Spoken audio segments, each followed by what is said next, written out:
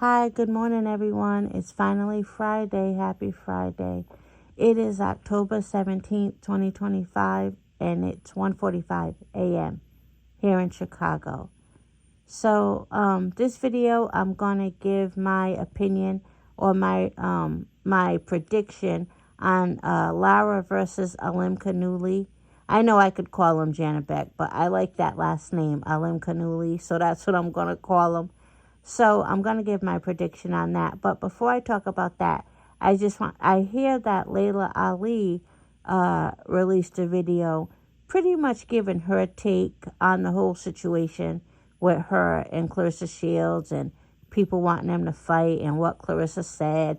And I guess she's going to retort. And I'm sure if she says anything that Clarissa, finds to be untrue, Clarissa will definitely respond. She's going to respond whether or not she finds it to be untrue. So look forward to that. Clarissa got to respond.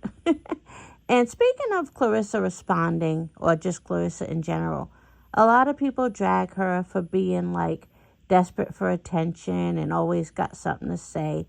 But my thing is this: if not her, then who? You know what I mean? Who's more qualified than Clarissa Shields herself to speak on a lot of things that she speaks on? She's a boxer. She's an extremely accomplished boxer. She has the right, in my opinion, to speak on anything regarding boxing. That's just my opinion. Yeah, so if not her, then who? She can speak on Tank. She could speak on whomever she chooses to speak on in boxing. Just like all of these other non-boxers got something to say. Nobody has a problem with them, So why would you have a problem with an extremely accomplished boxer doing it? And then another thing I just thought of, a lot of people now know who Clarissa Shields is. They didn't know before. And a lot of these women, they didn't like her from the rip. She was already 4 rounds down when they learned that, she was with Pap and he's still legally married. So she was already 4 rounds down, like a Canelo fight. But then they felt as though she was desperate for attention, this, that, and the other. And I think I've even said that before. I have.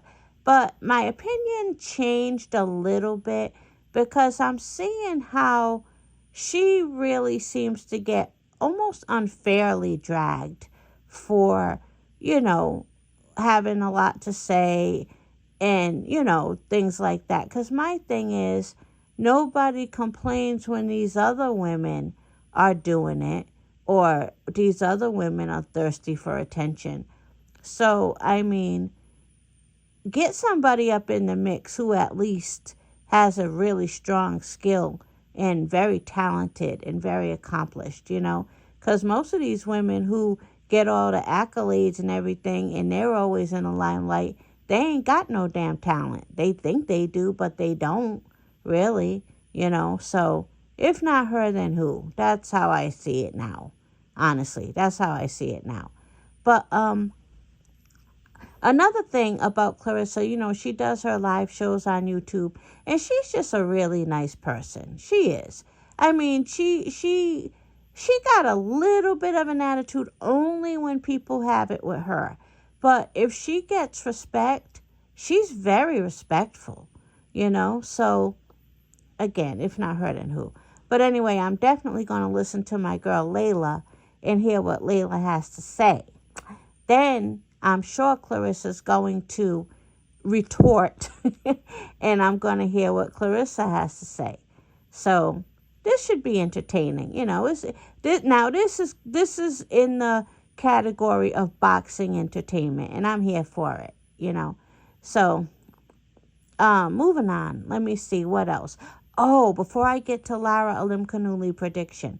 So I saw where Gary Antoine Russell is basically saying, don't play in my face, because I guess one of the boxing powers that be, they're trying to, establish that if Shakur fights and defeats Teofimo, that would make him the best at 140.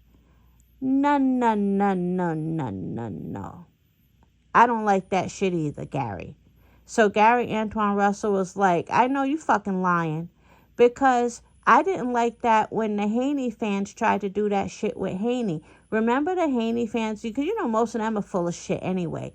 You know how the Haney fans, they were trying to say that when Haney defeated that one fighter at 140, he was the best at 140, as though Gary Antoine Russell didn't exist, as though Richardson Hitchens didn't exist, as though Subriel Matias didn't exist. So I don't like that shit. And if they're trying to do that with Shakur, I don't like that either. And you know I'm a huge Shakur fan. But I'm definitely with Gary Antoine on that. Like, don't play. Don't play. Because Teofimo ain't even the best at 140. You know? There's Gary Antoine Russell. There's Richardson Hitchens. There's Subriel Matias. And I know I'm missing a good 2 or 3 more really good people. So no, that's no, we're not going to do that. If Shakur beats Teo at 140, that means that Shakur beat Teo at 140. That's all it means. It has nothing to do with the real top guys at 140. You know what I mean? And again, I'm a huge Shakur fan, and he probably can beat some of them, but it's not so certain that it goes without a fight. Hell no. That's some Tank shit. That's some Tank fan shit. I'm not somebody who will just say, oh, well, he beats him anyway. No. So, yeah, I got to agree with my boy Gary on that one. But, that's it on that. And then what else? And you know what? And speaking of which, I'm sure Shakur wouldn't even agree with that. If you really want to take it there, how much you want to bet if somebody said to Shakur, if you beat Tio, are you the best at 140? How much you want to bet he wouldn't buy into that? Shakur himself probably wouldn't buy into that. I would be surprised if he did. I don't think he would, you know. So, or, which this is fair too, he might say it, but then if anybody has a problem with it and calls him out, he'll fight them. He sure will. So that's just as good. I'll take that too, you know. Now, alimkanuly. Oh, you guys, oh my God. There's a lot going on in Chicago. I'll save that for another video though. But there's a gangster who was backdoored. You guys, I ain't never felt so sad about a gangster's death since I've been here. Like, because here's my thing. Gangbanging is not cool. We all know gangbanging's not cool. But if you just try for a second to put your mind in the mind of a gangbanger, they are supposed to be your family, right? And again, I'm not trying to glorify it. Just hear me out. Try to put your mind in the head of a gangbanger. They're supposed to be family, so that backdoor shit is so fucking wicked. Like, that is so fucking wicked. And I saw one of these gangsters said something that I'm gonna remember, because Junior always says it's a cold game. You know, Junior the Truth always says that it's a cold game. But this gangbanger said that his OG gangsters told him it's a cold game, but it's fair. That's what his OGs told him. The OG gangsters. Well, in Chicago, my OG means my mom. So when you hear a Chicago dude say my OG, they're talking about their mother. But his uncles and them who used to, gangbang, those OGs, I mean. And he said that they taught him it's a cold game, but it's fair. And that's true. That's true. But there's a lot going on in Chicago. But now, let me get to Lara versus alimkanuly. You guys, I actually think this is a pick'em fight. I really do. I think that they both have a very strong chance of winning. I think that Lara still has great defense. And if alimkanuly thinks that it's going to be easy to break, he might get frustrated, or depending on his training, he might have a really good strategy to fight Lara. I don't know. And Lara, I'm actually one of the people in the minority. I thought he beat Hurd. I know that was years ago, but I did think Lara beat Hurd. You know, one knockdown in one round is just that. One knockdown in one round. But I just think Lara's very good, and I think that he definitely has the skills to beat alimkanuly. And so I'm thinking that if alimkanuly were to win, it would be because the judges found him to be the busier fighter, or the more aggressive fighter. But as far as hurting Lara, I don't think he can do it. And as far as Lara hurting alimkanuly, I don't think he can do it. But depending on how sloppy alimkanuly, not saying he's a sloppy boxer, but one way Lara could win is if it looks like nothing alimkanuly does can get to Lara. That might work in Lara's favor. And Lara's a pretty damn good counterpuncher. So we'll see. I'm going to predict that Lara wins by split decision.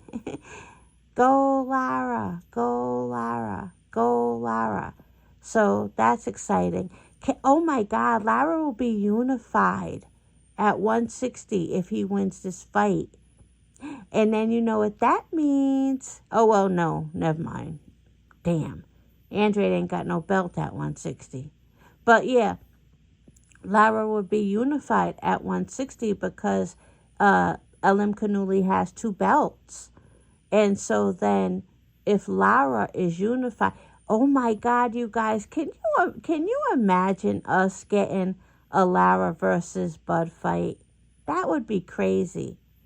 And I would predict Bud to win, but I think that Lara would be one of his toughest fights ever. I think so. Lara ain't done yet, you guys, and I think he's still got a little bit of hunger in him. So, yeah, if Lara were to beat alimkanuly, he'd be unified, you guys. And then Bud would come and snatch those belts up. It won't be easy, though. And then Bud would be unified. And then, you know, Bud could be undisputed because the other belts are with, Lara has 1. So Lara would have 3 belts. And then who's that other person at 160 with a belt?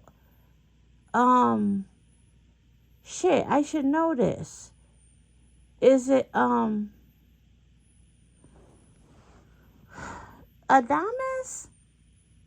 I don't remember.